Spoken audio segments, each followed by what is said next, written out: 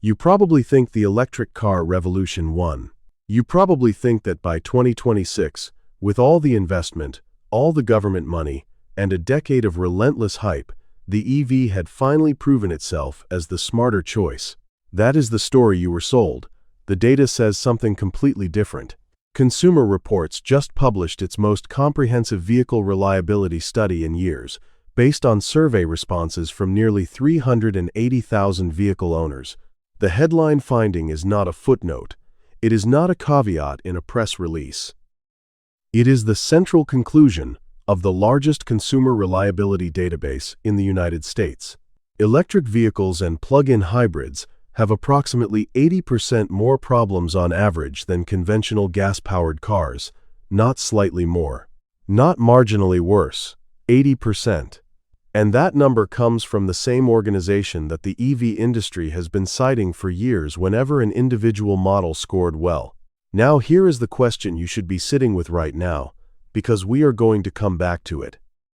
If EVs have 80% more reliability problems, and they cost more to insure, and they lose value faster, and they now cost more to own over 5 years than any other vehicle category according to AAA, then what exactly was the original case for buying one?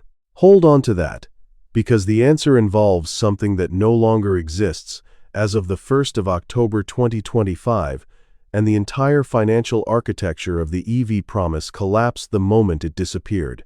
Let's start with the reliability number, because that is where the story begins and where it is most damaging. Consumer Reports surveyed the owners of roughly 380,000 vehicles. What they found when they isolated powertrain type is this: traditional hybrids, cars like the Toyota Camry Hybrid or the Lexus ES Hybrid, cars with both a gas engine and an electric motor but no external charging, actually performed better than pure gas cars. About 15% fewer problems on average. That is the technology working as intended after nearly 3 decades of refinement. The hybrid drivetrain is mature. It has been stress-tested on American roads, in every climate, every elevation, every driving pattern since the late 1990s. The failures have been engineered out over millions of production units. Then there is the EV. 7 of the 10 least reliable vehicles in the entire Consumer Reports survey are either fully electric or plug-in hybrid. The failure modes are not random. They are structural. Hyundai and Kia EV models, for example, have accumulated a pattern of complaints around a component called the Integrated Charging Control Unit, a single piece of hardware that manages how the high-voltage battery communicates with the 1-2-volt system and the onboard charger. When it fails, you lose power while driving, not a warning light, not a reduced power mode, complete power loss. That component was recalled across multiple models from both brands because the fault affects every vehicle that shares the platform. One design decision. Hundreds of thousands of cars. General Motors launched its Ultium electric platform with significant fanfare. The Chevrolet Blazer EV, the Cadillac Lyriq, the GMC Hummer EV, all built on the same architecture. Consumer Reports found that almost every model using that shared technology has a reliability score of below average or well below average. That is not a bad batch. That is a systemic problem baked into the platform itself. And because these vehicles share components across brands, a fault in one becomes a fault in all. This is the core technical reality that the marketing never explained. An electric vehicle is not a simpler machine. It is a different kind of complex machine. A gas engine has oil changes, spark plugs, timing belts. You know what those are. You know what they cost. You know who fixes them. An EV has a high-voltage battery pack that operates at temperatures between roughly -20 and over 100 degrees Fahrenheit across the course of a year in most American states. The cells in that pack cycle through charge and discharge thousands of times over the vehicle's life. The thermal management system, the battery management system, the charging hardware, the inverter, the motor controller, these are not components you can take to your local mechanic. They require specialized diagnostic tools, factory-level software access, and technicians certified to work on high-voltage systems. When the repair shop down the street cannot work on your car, that is not an inconvenience. That is a structural problem with the ownership experience. And here is where the numbers get brutal. Insurify, which aggregates insurance data across tens of millions of policyholders, found that the national average insurance premium for an electric vehicle is $4,058 per year. For a gas-powered car, it is $2,732 per year. That is $1,326 more per year, every year, just to insure the thing. EVs are more expensive to repair after a collision because the parts are more expensive, the labor requires certification, and the battery pack underneath the vehicle can be totaled by a collision that would barely dent the repair bill on a comparable gas car. Now stack that insurance premium on top of the total cost of ownership data from AAA. This is not a think tank. This is not an advocacy group. The AAA Your Driving Costs study has been running since 1950. It is the benchmark. For 2025, AAA did something it has never done before. It directly compared EVs to gas vehicles across 4 categories side by side: medium sedan, compact SUV, medium SUV, and pickup truck. The result, published in September 2025, was unambiguous. EVs are now more expensive to own overall in every single one of those 4 categories. Not in 1, not in 3. In all 4, EVs still cost less to fuel. They still have lower routine maintenance expenses. But those advantages are overwhelmed by depreciation, insurance, finance charges, and purchase price. The full picture, across the same 75,000 miles over 5 years that AAA has always used as its standard, shows the gas car winning the total cost of ownership calculation in 2026. This is the part that was supposed to be the entire argument for EVs. Pay more upfront, save over time. That was the pitch for 15 years. AAA just formally closed the case on it. But the depreciation story is where the knife goes deepest. Here is the number you need to understand. According to iCar's analysis, electric vehicles lose approximately 58.8% of their value in the first 5 years of ownership. The industry average across all vehicle types is 45.6%. That is more than 13 percentage points of additional value destruction on the same timeline. You are not just paying more for the car. You are watching more of that money disappear faster than it would in a gas vehicle. Here is what that depreciation number actually means in practice.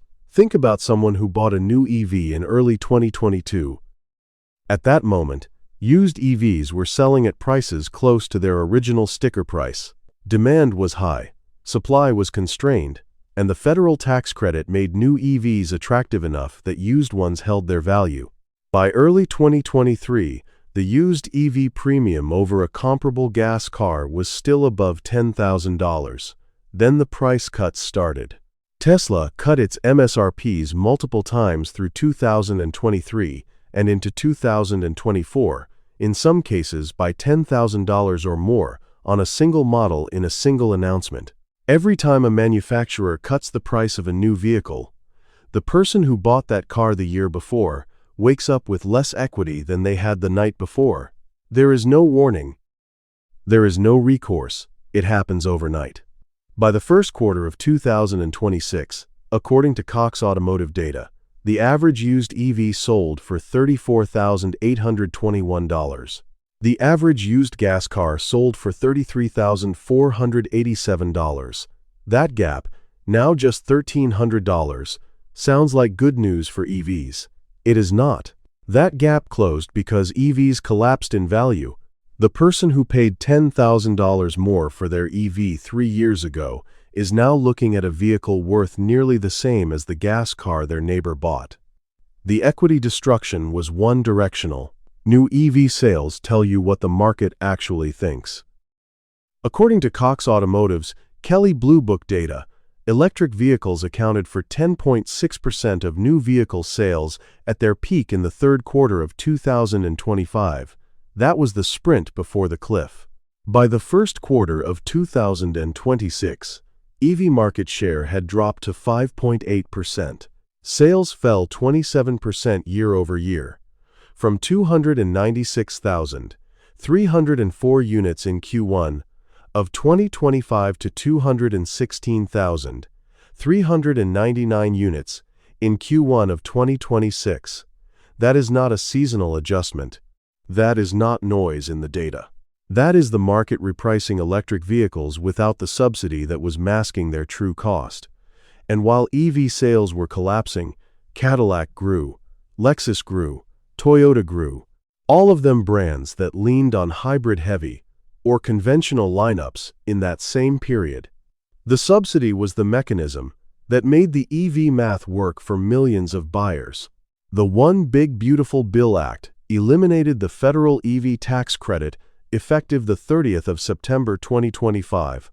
No phase-out, no transition period, gone. What had been a $7,500 reduction in the effective purchase price of a new EV simply ceased to exist. The used EV credit of $4,000, gone too. And understand what that subsidy was doing in the background of every comparison between EVs and gas cars for the last several years. It was not a bonus, it was the bridge. It was the mechanism that made a $35,000 EV compete with a $27,000 gas car in the monthly payment calculation. Without it, the real purchase price premium of approximately $6,000 on the average new EV has no offset. The insurance premium has no offset. The depreciation has no offset. A gas car owner in 2026 is not paying any of that. They are not carrying the insurance premium of $4,000 a year. They are not absorbing the accelerated depreciation of nearly 59% in 5 years. They are not dependent on a charging infrastructure that charges 16.7 cents per kilowatt hour, up from 15.9 cents the year before, while gasoline prices moved in the opposite direction, and the average gas car in the AAA study cost just over $3 a gallon to run. They are not worrying about a battery replacement that, outside the warranty period, can cost $15,000 to $25,000 on models where the pack is not modular. They are not restricted to the shrinking universe of shops with EV-certified technicians. And if they live in a rural or suburban area, they are not calculating round-trip range to the nearest fast charger before every long drive. The gas car does not break down more. The data says the opposite. It does not cost more to own over time. The data says the opposite. It does not lose value faster. The data says the opposite. 3 independent organizations. Consumer Reports, AAA, Cox Automotive through Kelley Blue Book. All measuring different things, all arriving at the same conclusion in the same 12-month window. Here is the rule that comes out of all of this. If someone is trying to sell you on a 10-year savings projection for any product, ask what happens to that projection if the subsidy disappears. The EV value case was a subsidized value case. Remove the subsidy, adjust for actual insurance costs, use real depreciation rates, and the math inverts. The second rule is this: reliability problems that are structural rather than random do not get cheaper as the technology ages. They get more expensive. Once a warranty expires, the ICCU replacement, the battery module replacement, the inverter repair, those costs land on the owner, not on the manufacturer. The third rule is one that anyone who has owned a car for 20 years already knows in their gut.